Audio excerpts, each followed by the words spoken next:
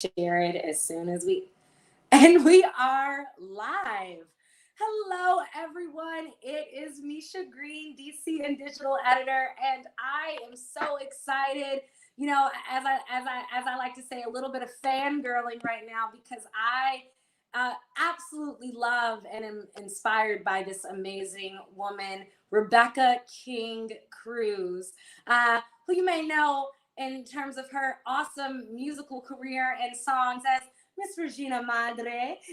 And we're just so Hi, happy Senora. to have her today. Such a blessing that she was able to join our Afro Live. How are you doing today?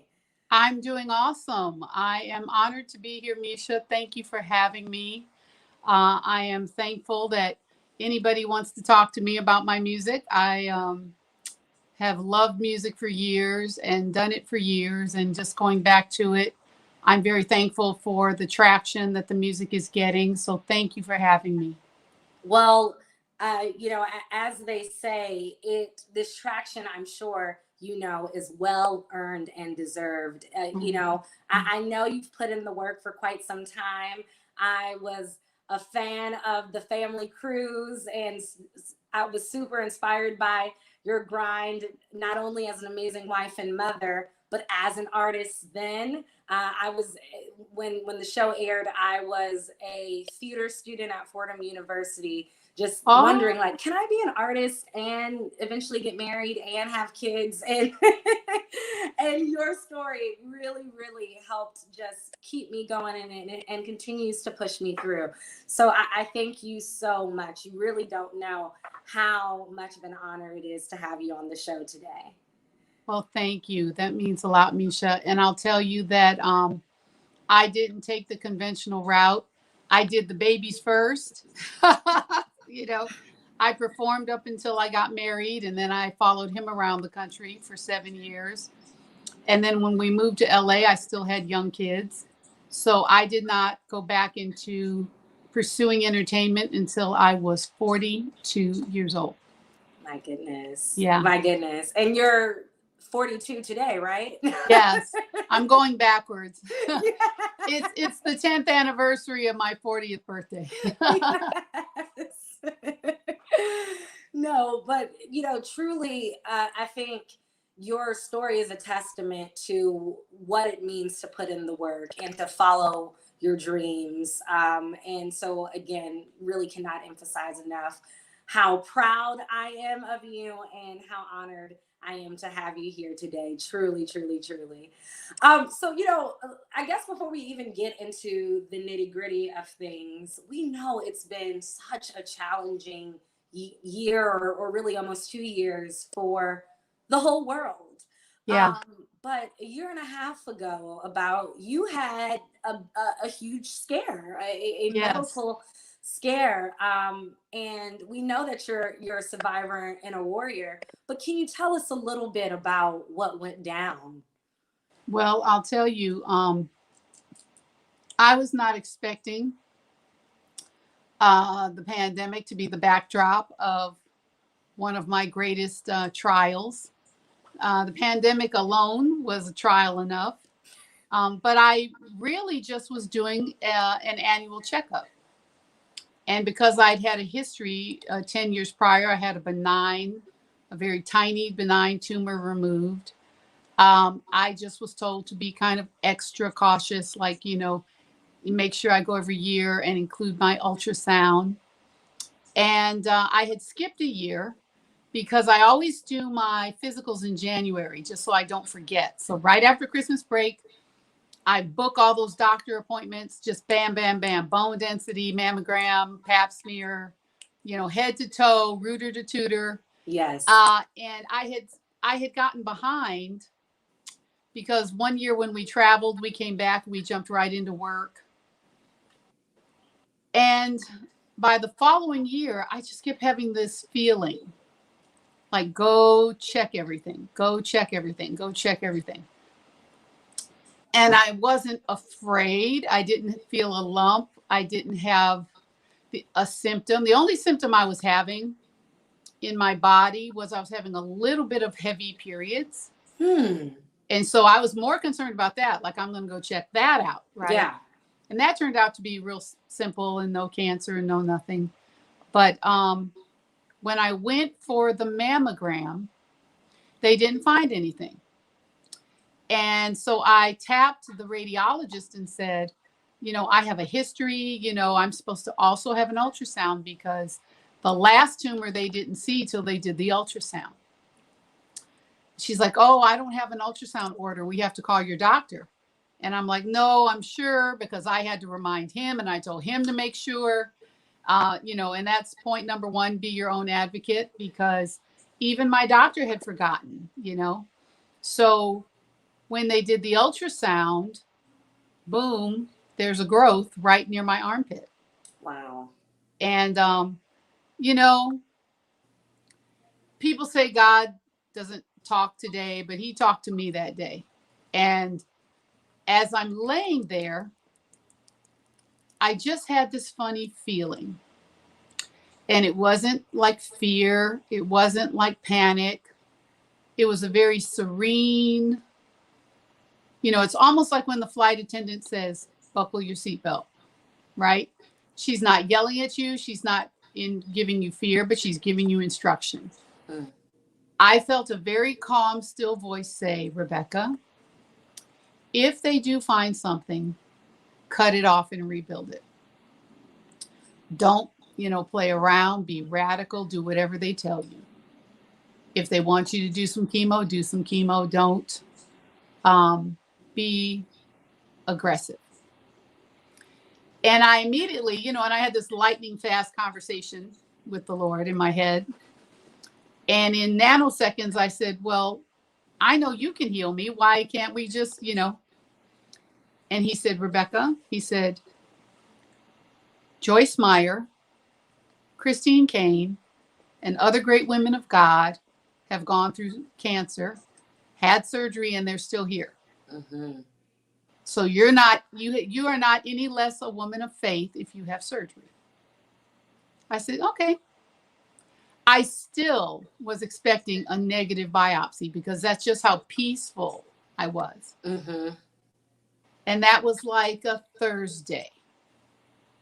Friday, I go to take my son for a call back for an audition for something he thinks he's probably not going to get. And by the evening, we get the call that he's been cast on a new Nickelodeon show. And we are celebrating, screaming and jumping and praising God because this little boy has been auditioning for 4 years without booking a single thing. That's a testimony. Yes. And books his first project, which is he's a lead on a show that's now in its second season. So we're celebrating, and I'm like, well, look at God. And now mommy has another job. Now I got to take this boy to work because he don't drive. Yes. I wake up early Saturday morning to go to the gym and go to get my Starbucks.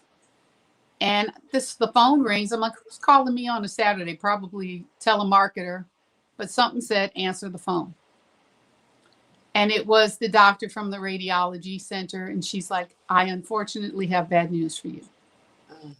She said there was cancer in that lump and you're going to need to have surgery. And we're going to refer you to, blah, blah, blah. I said, okay, tell me what to do next. I was just very resolute. I remembered what the Lord had said. And I was very aggressive. I called and, saw the doctor. Amazing doctor, by the way, Dr. Jeannie Shen with UCLA. Amazing lady, also a woman of faith. I didn't know that when I went to her. Wow. And the funny thing about it was when the radiology center gave me her name, I thought to myself, well, I'm going to check around. I'm going to call 2 or 3 or 4 people and get multiple opinions. Every single place I called gave me her name. Wow. I said, well, I guess she's it then, Lord, because, there's no one else on the list. Right. And so we did the appointment and I said, she offered me the options, like we could do lumpectomy because it's very small, radiation, or we could just do mastectomy right away. I already knew. Mm-hmm. I said, nope, we're going to cut it off and rebuild it. Yep. And she said, I was going to say that I think that's your best option because often when you do the lumpectomy and radiation, there's disfigurement Hmm. and you end up having to do reconstruction anyway. Wow. And so I said, okay, the Lord already told me. So by the time we had the consultation, um, I had the other little checkup for the bleeding, minor little DNC. It was done. It was over. I'm already, I'm probably 7 months now into menopause. So when I hit January, I will be officially free from the Kotex Club. so, Wow. so, and that was the other thing the Lord told me. He said, you're about to cease. Okay. And so, as we discussed the surgery, I realized, oh my God, my son is going to start work in March. And this was January. So I said, we need to do this surgery ASAP because I need to recover because my son has a new job and I have to take him to work at his new show. Yeah. So you know how getting appointments can be. You're like, well, we got to check the schedule. Well, she's free, but he's not free because they got to do it together, right? First the Right. cancer, then the reconstruction. So I finally just said, well, then I'm going to call some other surgeons. And I called another surgeon who also was in the UCLA network, but way over in Hollywood. I went and got an opinion from her. Well, guess what? It tagged in the system that I went and saw another doctor. And I don't know if that was the reason, but pretty quick, I was on the books. Back to that self-advocate thing. Yes. I said, you got to get me in and out. So I was booked for February 3rd. Was it February? I think it's okay. I'm mixing it up. Maybe it was March 3rd, but I was booked for everything to be done the same time. The first step and the second step. Wow. And I said a prayer that there would be no spread because, they check your lymph nodes. Right. Okay. That there would be no spread. I visualized myself being cancer free everywhere else in my body. I said, God, if there's anything anywhere else, just shrivel it all up so that this is it for me in terms of surgery and chemo and all that. That's my prayer. That's my request. And I woke up and my doctor said, your lymph nodes were clear. The skin was clear. We're able to save your skin. So I basically got to keep the whole outer and they just replaced the inner. Wow. And so they're not as cute as they were, but they will be. couple more steps with the reconstruction and I'll be bikini ready. But and then on top of that, I got out of surgery on a Wednesday. By that following Monday, I hired an assistant because I couldn't drive with because I did the double. Yeah. I hired an assistant and we were driving to set at 7 a.m, 5 days a week I still had the tubes in there and and the bandages and the tight little wrap you up and all that. Yeah. And I would wear these big tracksuits and take my son to work. And he's scared to death. He's never done this. So I'm encouraging him. I'm like, you can do it. And his little hands are shaking on the set. He's 14. And 2 weeks into production, they shut down the state. Wow. And so in a way I went, oh, well, good. I can go home and rest and actually really heal. And I slept for 2 weeks. As you should, because I'm thinking like, I know you have to be a mama, but like, no, stay home. This was my only problem, Micha, was that this was his first show. Yeah. I really could not, in good conscience as his mommy, hire a total stranger to be his guardian every day. Yeah. And my adult daughter, Naomi, my oldest, is my co-guardian.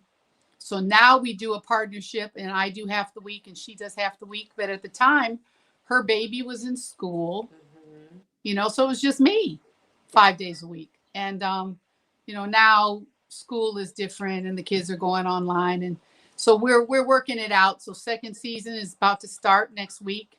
and we'll be back to doing our split shift. But I was really thankful that I had someone else to focus on than myself. Yeah. And by the time I did stay home and recover, it was just me and God and husband. Yes. Because, husband had to, help me walk. He had to drive me. He had to, because we had to send everybody home. I had a housekeeper, had to send her home. She could, with the COVID, we couldn't have the employees, nobody at the house. The assistants couldn't be at the house. So daddy cooked and cleaned. He waited on me hand and foot. Wow. And there's a guest room I always sleep in if, I had surgery or something. And me and the Lord were in there just healing, I have this wonderful memory of that time, actually, because I felt the closeness of the Lord with me as I went through it. Wow. Wow. Ugh, what a testimony. And Yes. I have to ask, of course, how are you feeling now? I am doing great. My last visit to the oncologist, my blood work was clear. So I'm officially 1 year and this is July, 1 year and 4 months. Wow. Cancer free. So knock on wood in Jesus' name. The wonderful thing about my situation is that I was caught at stage 1 and that there was nothing in the lymph node. Now, according to my doctor, the lymph node is not the only way something can kind of float out of there, So they still have to check you for like 5 years because things can, I guess, float out in the blood or whatever the case. But the type of cancer that I had was slow growing, non-invasive. And so the what do they call that? The survival rates for that are like 95%. And because I removed the other one, I'm not looking at the other one for the next 10 years. Exactly. Oh, wow. Well, again, look at God, as you said, and what a beautiful and inspiring testimony despite the storm. You're here, and not Yes. only you're here, but you're reaching for the top. Excuse my singing, but I told Yes. you've given me my summer jam. So thank you. For the top, congratulations. I love the music video. I love the song itself. It's such a good vibe and shows many sides. I got to know that you could sing. I didn't know you were a rapper too. Well, rapping dancing. And songwriting are kind of two sides of the same coin. There's just no melody. And that was a complete freestyle, if you can believe it. I was in the studio making my demo because I always do with this particular producer. His name is Kizzo Keys. Kizzo is amazing. He's worked with everybody, with K. Michelle, Keith Sweat. Oh my God, he's worked with Sting. I mean, he's very, very, very talented guy. And so he asked me to make him like a rudimentary demo. And I play keys. So I did a demo with me. I do this little thing I call pre-production. Like I really could produce my own songs, but I don't get the engineering side. So I have to hire the engineer. So on the keyboard, I played the drum and the bass and the keys and the flute and the little chimes and the little, and then I'm just singing into a mic, real rudimentary. And then I got to that third chorus and something just came over me. I'm like, reaching for the top and I want to fly. Can't let go because I got to try. Gary, Indiana. It just came to it, just, melodies from heaven. Yes. And my assistant was like, oh, Miss Cruz. That's what I was doing. Your assistant and I had the same reaction. Oh my God. And I said, just keep the hook playing over the top and I'll just put that underneath. And if Kizzo likes it, we'll keep it. If he thinks it's corny, we'll get rid of it. And Kizzo's like, I love it. So that's the actual freestyle from the demo on Wow. the record. That is And awesome. That and that is truly awesome. I mean, it makes me love it 10 times more. And I know you've had, you know, your I was looking all about in your Instagram, and I saw that you get your gift on the keys from your dad who yeah, passed when you were very young. yeah, But it seems like so much of sort of the trials you've experienced in life has informed your artistry. yeah. Can you share a bit of that and how it informs Regina Madre? Well, you know, songwriting is, of course, about expression.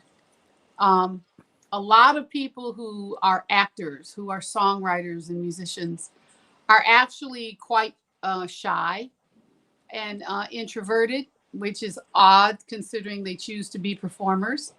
Um, and as a kid, I just expressed myself through either acting like a TV character, you know, like acting like I Dream a Genie or acting like Pebbles and Bam Bam from Flintstone, or I would sing. Mm. And the first song I ever wrote in my life, I think I was 5 years old, and I wasn't even playing piano yet, but I would plunk on it, you know. And I was, you know how you, when you're little, you swing on a swing on your stomach Yes. and you, like you're parachuting, you know.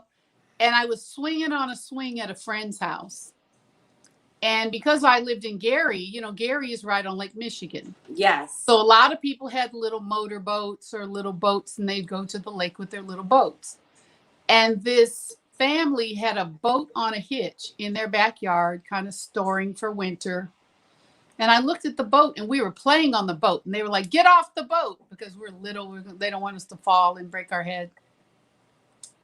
And I'm like, I want to go on a boat.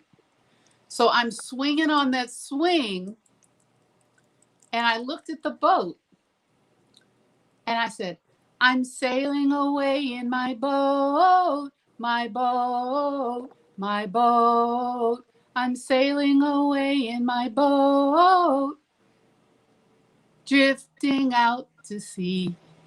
I'm What? sailing away. I'm like 5 years old, and I At wrote this. 5 years old? Yes. What? And instantly, Micha, as I'm singing it, I had an epiphany.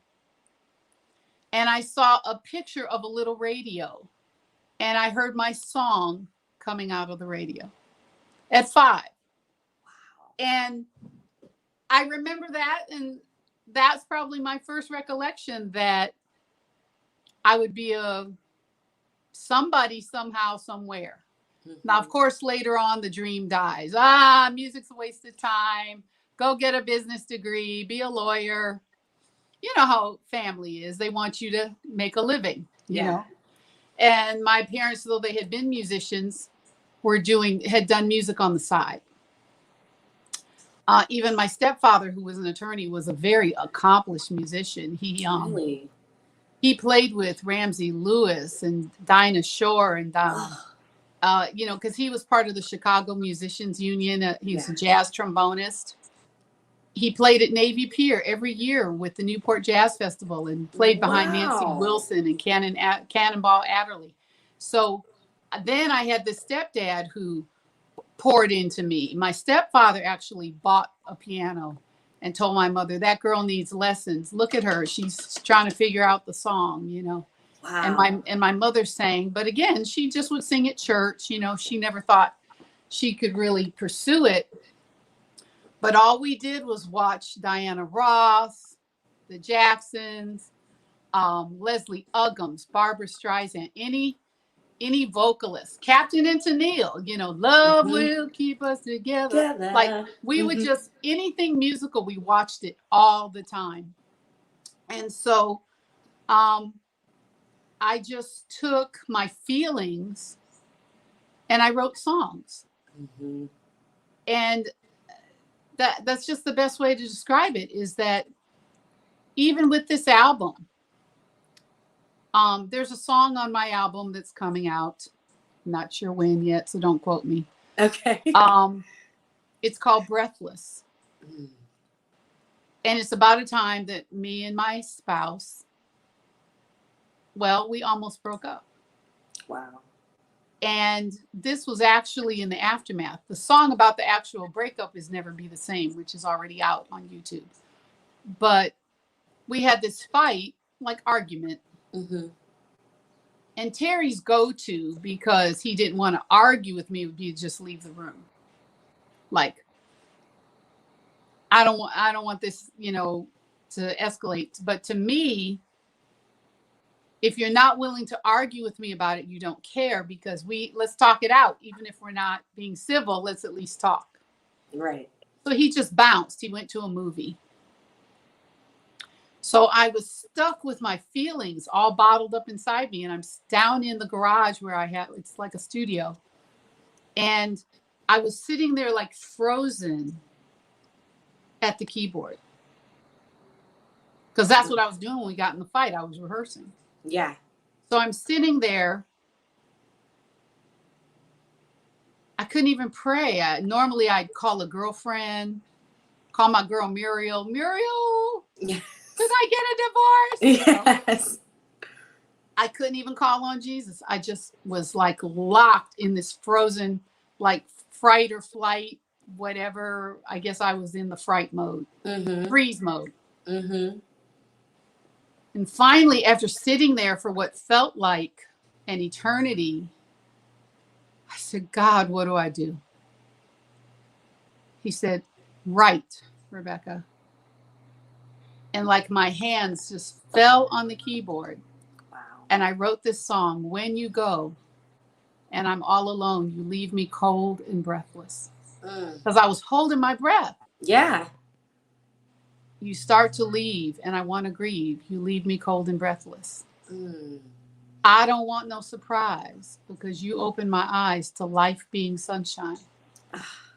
But when you go and I'm all alone, you leave me cold and breathless. And the whole song came to me right there. Wow. And that was my pain just vomiting out on my keyboard. Wow. And there are times, like even with Never Be the Same, it took me a year to even give voice to the emotion that I felt that day. Yeah. I'm a pretty talkative person, but in those instances, it's like being stunned with a stun gun. I just, some women will scream, holler, and throw things. Right. I'm a little delayed reaction. I'm a little like stunned, and I'm silent. And then a couple days later, I'll cuss you out. I was like, but for me, music was always that place. And then, of course, when I came to Christ in my teen years, getting involved in gospel choirs and church, I mean, you really can let all your feelings out in your worship. Yeah. And sometimes those words are expressing what you feel, but that you don't know how to say. And so I wrote and I played for many churches, and I wrote many songs for the church. And actually, some of my initial songwriting pitches were to gospel artists. Really? Yeah.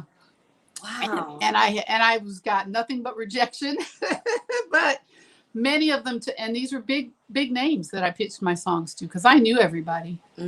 But what they would say is, Rebecca, you're talented. Keep going. It was never like shooting me down. It was like, this is nice, but it's not for me. Yeah. But there was always the encouragement to just keep pursuing. And then finally, one guy, I think it was Ty Tribbett, who's, I'm such a huge fan of Ty, being a choir director and a worship leader. Yes. He's like a whole nother level, For sure. And Ty said to me one time, and I didn't know him that well. This was one of the first times I think I ever met him. By the Spirit, he looked at me and he said, do you sing, Miss Cruz? And I said, well, I kind of shook my head because I was at this point where I was two steps from giving up on it because I'd been pitching songs for like 2 years. 2 or 3 years I'd been pitching my songs and hadn't placed anything. And I kind of told God, if you don't give me a sign in the sky, I'm going to do something else, you know. And he sent me some people to confirm to me, you know, friends and relatives who would just randomly say, how is your music, Becky? What are you doing with your music? What do you know? Mm-hmm. But when Ty spoke to me that day, it was like, oh, how nice to meet you. You know, I know who you are, but we've never met.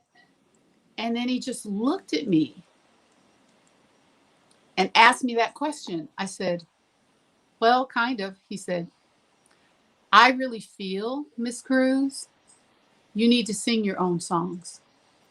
Oof. And he said, and he never heard me sing. So bless his heart, he was speaking by faith, you know. Yes. But he just said, and no more ghostwriting.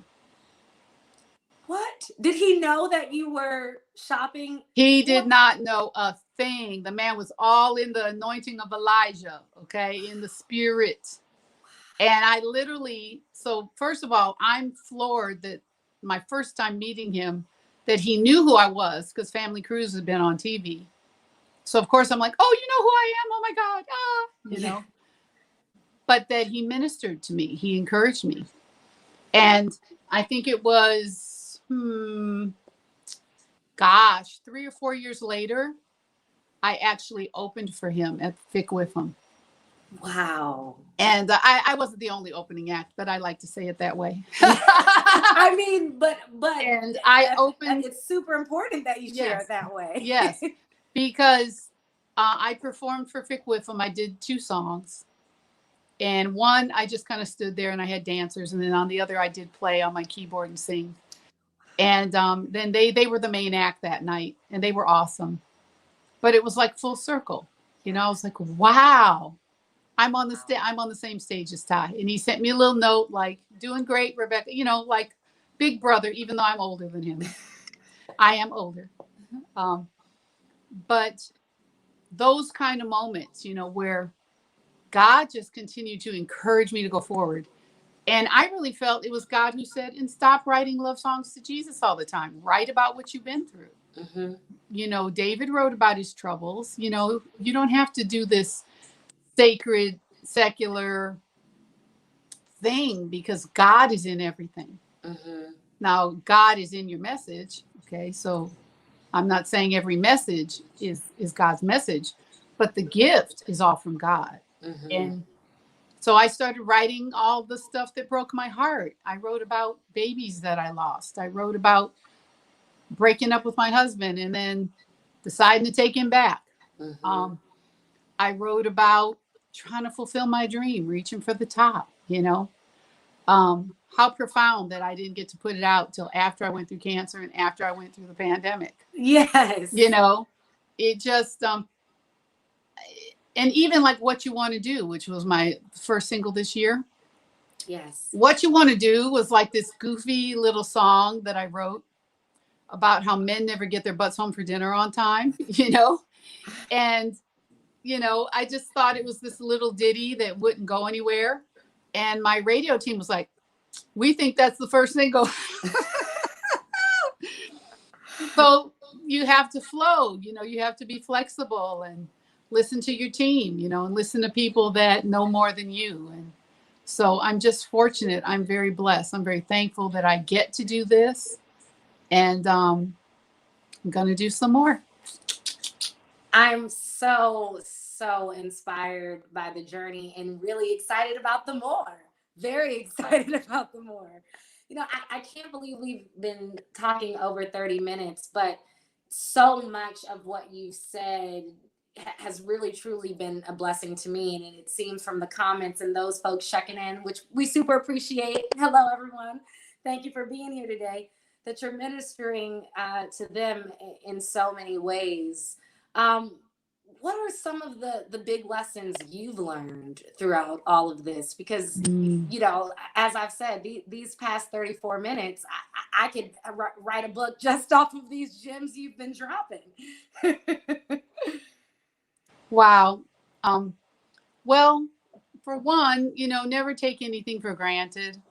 Um, we don't mean to take life for granted. We just live.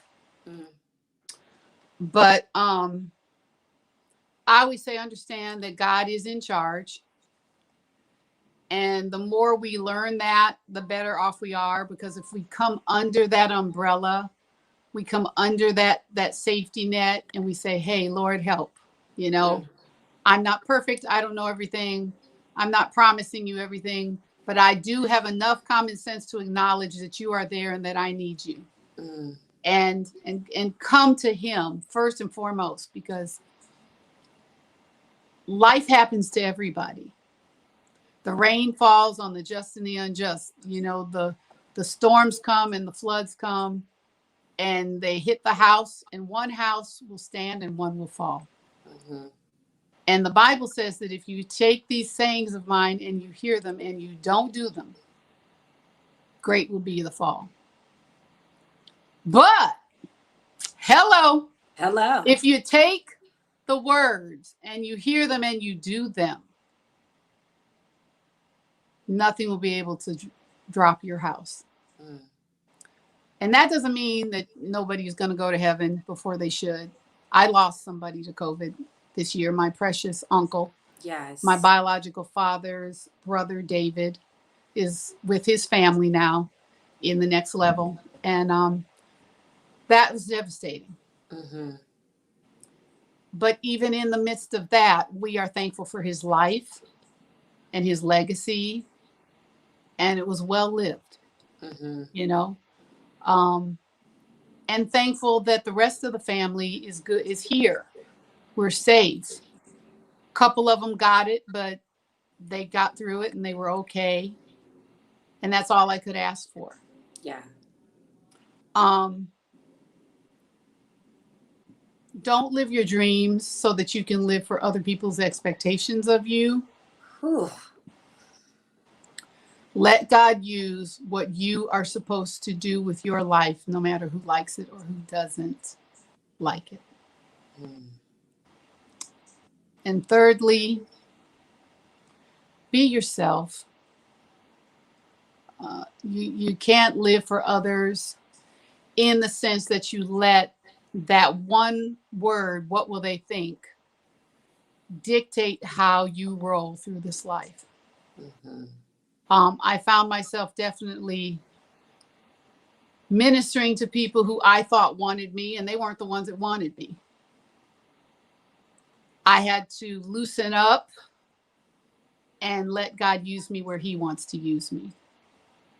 Um, I'm doing a business, I'm working on a clothing line, I'm opening my vistas to designs and dreams that I thought were probably childish fantasies that are now manifesting.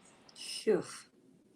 And if there's one thing I learned from the pandemic, and I've heard this repeated over and over and over again by cynics and saints alike, is that it taught them to value what they really love most: Mm-hmm.